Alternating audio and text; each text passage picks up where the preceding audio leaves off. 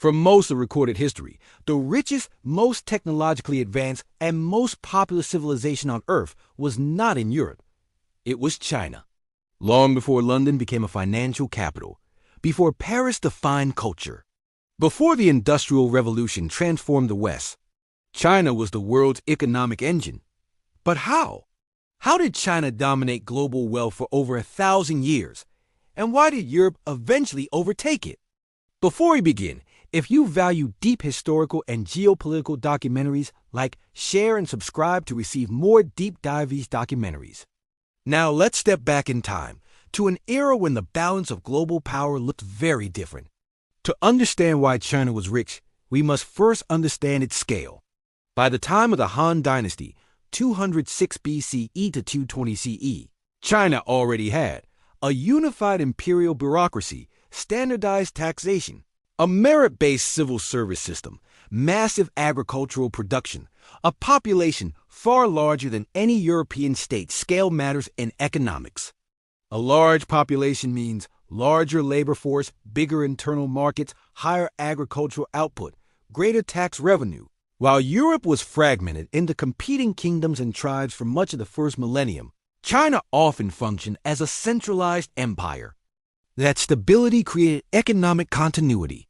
When Europe experienced the fall of the Roman Empire and centuries of political fragmentation, China maintained imperial structures under successive dynasties. What happens when one region experiences collapse, while another maintains bureaucratic continuity for centuries? Wealth accumulates. Before industrialization, wealth came from agriculture. China's geography gave it powerful advantages. The Yellow River and Yangtze River basins, fertile alluvial soil, advanced irrigation systems, early adoption of wet rice cultivation. Rice cultivation in southern China was particularly transformative. It produced more calories per acre than European wheat farming.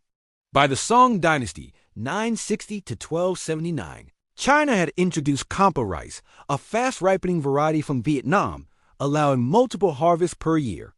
This created population growth, urban expansion, labor specialization, larger tax base.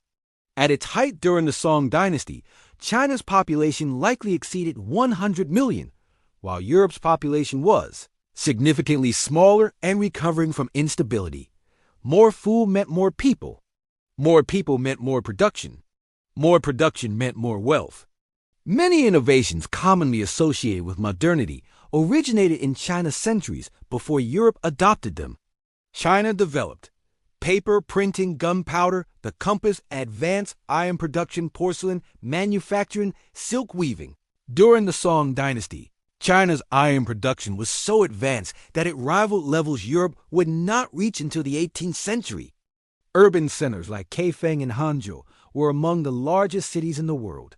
Hangzhou may have had over 1 million residents at a time when most European cities were far smaller. Printing enabled mass literacy earlier than in Europe. Paper money was used in China centuries before European banking systems matured. China was not technologically backward. It was technologically ahead. China was not isolated. It was the center of vast trade networks. The Silk Road connected China to Central Asia, the Middle East, the Mediterranean. Chinese silk, porcelain, tea, and lacquerware were luxury goods highly valued in Europe and the Islamic world. For centuries, Europe had little that China wanted in return. This trade imbalance caused silver to flow into China.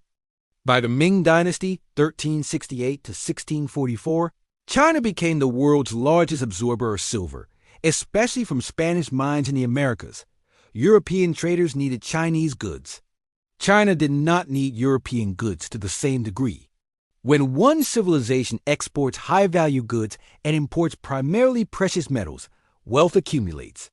China's civil service examination system created a merit-based bureaucratic elite.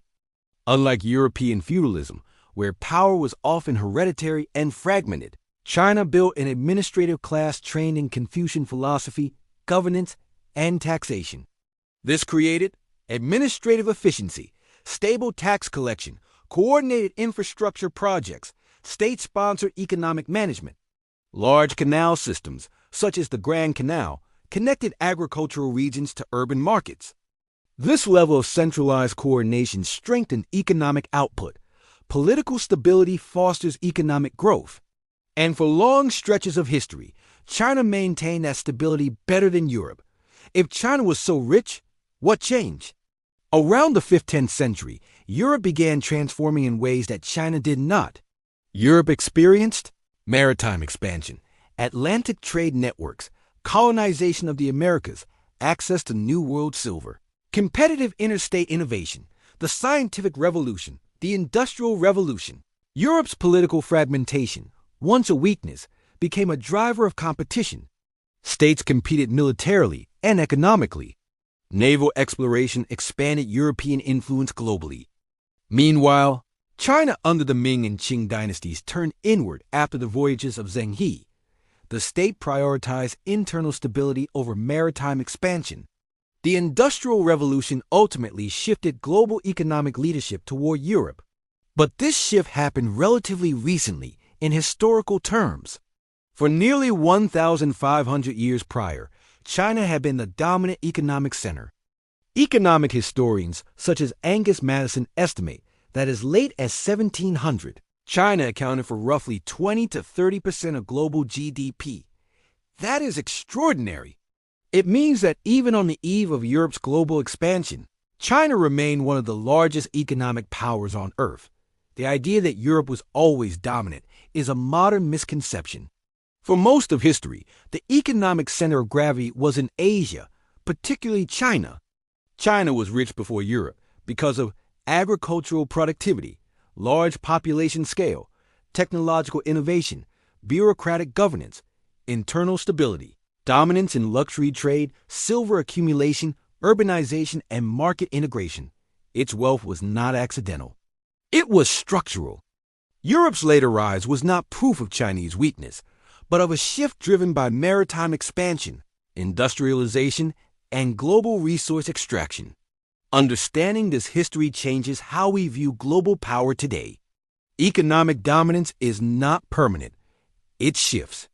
And for most of recorded history, China was not catching up. It was leading. The modern world is often seen through a European lens. But history tells a broader story, one in which the East once defined global wealth.